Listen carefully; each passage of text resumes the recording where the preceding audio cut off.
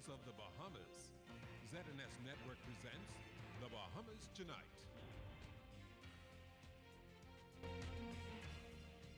Good evening and welcome to The Bahamas Tonight. I'm Giovanni, Stuart. Thank you for tuning in. We begin this evening with a breaking development. Police now have in their custody the suspect who shot a police officer in the face early this morning while he was in police custody at the Princess Margaret Hospital. That prisoner subsequently made good his escape, but not for long. He is in custody, and he was arrested at Bimini Avenue just a short time ago. Assistant Commissioner of Police Leon Bethel getting the call from Police Commissioner Ellison Greenslade after 4 o'clock, just as the press conference on the shooting was wrapping up.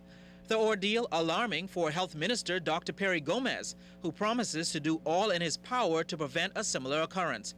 He outlines comprehensive measures taken immediately following the shooting. Counseling was actioned immediately for staff affected by the incident. The area was placed on lockdown and increased security was provided by the Royal Bahamas Police Force. The events of last evening are something the Ministry of Health will be paying significant attention to. And that means enhanced security measures at the Accident and Emergency Unit and throughout the hospital.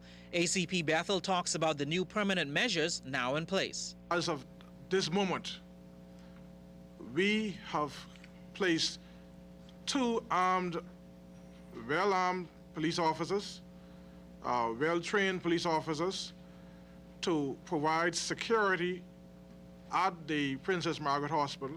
They will work hand in hand with the present security system now in place. Employees, the members, the staff, the nurses, the doctors, they can be ensured that these officers will be in place to look out for their security. Police will now be stationed at the hospital 24/7. Meantime, the officer who was shot to the face has stabilized in hospital. Dr. Dwayne Sands is managing his surgical care. This young officer, unfortunately, was very seriously injured. He sustained, among other injuries, a gunshot wound to the left neck. The bullet was lodged and remains lodged in his right chest. He required a number of surgical procedures to be performed, and at this point in time is listed in critical condition in the intensive care unit. Dr. Sands says given the nature of his injuries, including to his spinal cord, he will remain hospitalized for some time and may require further procedures. Now, that police constable remains in stable condition in hospital tonight. He was shot in the face after being overpowered by the suspect, now in police custody. Shenique Miller has been following this story, and she has more on how the shooting actually unfolded. It all happened shortly after 12 this morning. A police constable and the suspect in custody, both in the Accident and Emergency Department at the Princess Margaret Hospital. The man, 25-year-old Reginald Chase, in custody for armed robbery. Now, the constable brought Chase here at the Princess Margaret Hospital so he could receive medical attention. The two were in the Accident and Emergency Department when Chase told the officer he needed to use the restroom. The officer took him to the restroom and unlocked the handcuffs he was wearing so he could use the bathroom. And that was when, according to police, Chase turned on the young constable. And while in the bathroom, the suspect attacked the officer, and there was a struggle at which time he took the officer's firearm and shot him to the chin area. The suspect then fled the hospital. Now, Chase, a resident of Nassau Village, has a long rap sheet. The Matthew Street resident is 5 feet 10 inches tall. And now, instead of facing an armed robbery charge, he's now wanted for attempted murder of a police officer. Surrounded by 2 of the more senior crime fighters in the Central Detective Unit, including the head of homicide, Assistant Commissioner of Police with responsibility for crime, Anthony Ferguson, appealed to members of the Nassau Village community and the public at large not to harbor Chase and instead turn him over to police. Now, in the hours after the incident, word quickly spread that Chase, while making his way through Accident and Emergency in his bid to escape the property, took a nurse hostage. The police were asked to confirm these reports. We don't have that information. After searching for the suspect all day, there is a break in the case. Around 4:30 this afternoon, police informed the media that their efforts have paid off.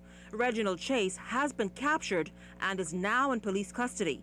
Commissioner of Police Ellison Greenslade wants to particularly thank members of the public who he says assisted the police greatly, many throughout the day calling in tips and sightings, all of which played a role in the capture of Reginald Chase. Chase is now facing a string of charges, including the attempted murder of a police officer. Now, police accompanying prisoners or suspects in custody to the Princess Margaret Hospital is commonplace, as on many occasions the suspects are in need of medical attention.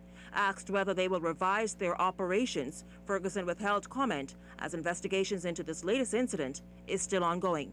Shenique Miller, ZNS News. Now, following that shooting, Medical Chief of Staff at Sandlands Rehabilitation Center, psychologist Dr. Nelson Clark, coordinated the counseling of medical staff at PMH. An event like this disturbs everybody. People were experiencing various different levels of emotional distress, and so it was really important that we respond to their needs. I, along with two of the resident staff of the hospital, went to the emergency room and saw every single member of staff who had been affected by the incident. Obviously, there's going to be a need in the future to follow them up.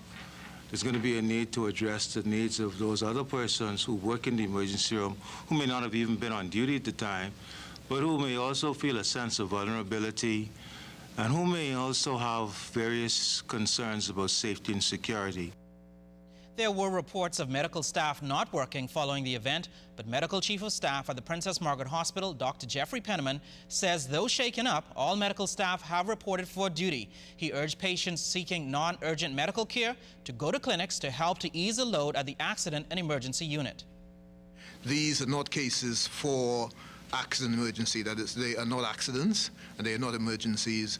And we have quite a large proportion of our populace that use the accident emergency department as their family practitioner service, if you want. They are not turned away, but at this point in time, given the emotional nature of the staff, I think it would be useful if they would seek help for non-urgent issues at the community clinics. Police have taken 2 suspects into custody and are searching for a third man in the killing of an off-duty police reservist. Police say the 55-year-old man was shot in the chest around 8:20 on Thursday past at the Superwash on Prince Charles Drive. The reservist was taken to hospital where he died. Police say they believe the attack was motivated by a robbery attempt. That murder pushed the homicide count to 61. Police also break in the First Caribbean Bank robbery case at the mall at Marathon branch was held up and robbed on Thursday. Well, today police have closed their case. Meantime, authorities are still searching for several suspects they believe to be part of the Scotiabank robbery in Long Island. So far, 1 man has been taken into custody. The others were successful in making their getaway by boat shortly after that robbery on Thursday. And a 16-year-old boy is in police custody after he was reportedly found in possession of a handgun and ammunition on Labor Day. Police, acting on information, went to Kwaku and Market Streets, where they confiscated the gun and ammunition and arrested the teenager. Well, still to come in the Bahamas tonight, the new chamber chief talks SMEs. We explain after the break.